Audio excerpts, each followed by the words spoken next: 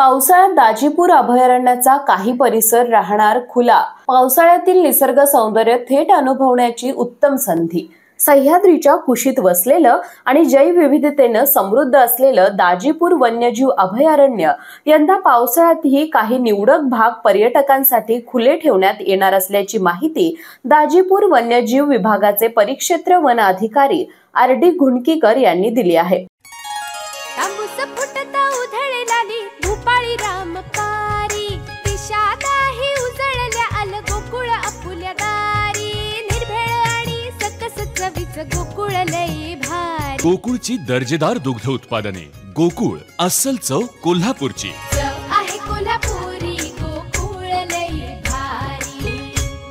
One विभागाने घेतलेल्या या निर्णयामुळे पर्यावरण पर्यटनाला चालना मिळण्याबरोबरच स्थानिक अर्थव्यवस्थेलाही बळकटी मिळेल अशी अपेक्षा व्यक्त केली आहे। या उपक्रमाअंतर्गत पर्यटकांना उगवाई देवी मंदिर, माळेवाडी डॅम, शिवगड किल्ला, राऊतवाडी धबधबा, बॅकवॉटर, धुक्याची दुलई आणि घनदाट जंगल अशा निसर्ग संपन्न स्थळांनाही भेट देता येणार आहे। पावसाळ्यातील निसर्ग सौंदर्य थेट अनुभवण्याची ही एक उत्तम संधी असणार आहे।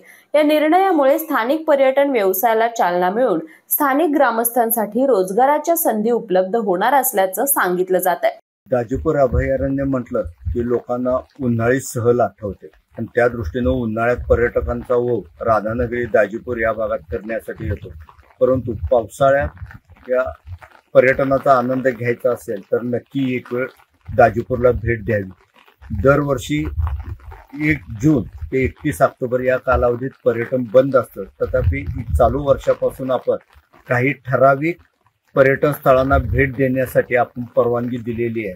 त्यामध्ये उगवाई मंदिर आहे, शिवगड आहे, या परिसरातला डॅम आहे, त्या ठिकाणी भेट देऊन या ठिकाणी असणारं धुकं, या ठिकाणी असणारा पाऊस, हिरवळ आणि धरणाचं बॅकवॉटर याचा निश्चितच अनुभव घ्यावा। हा अनुभव घ्यायचा असेल तर एक दिवस दाजीपूरमध्ये मुक्कामासाठी यावं लागेल। मुक्कामासाठी येत असताना इथे वन विभागाच्या वतीने चालविण्यात येणारे तंबू निवास आहेत। ग्रामीण भागातल्या चवीच्या शैलीची जेवणाची सोय आहे।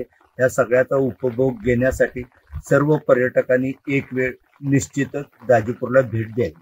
दाजीपूर अभयारण्यातील हा उपक्रम पर्यावरण संवर्धन, ग्रामीण पर्यटन आणि लोकसहभाग यांचं उत्तम उदाहरण ठरणार असून भविष्यात इतर अभयारण्यांसाठीही प्रेरणादायी ठरू शकतं।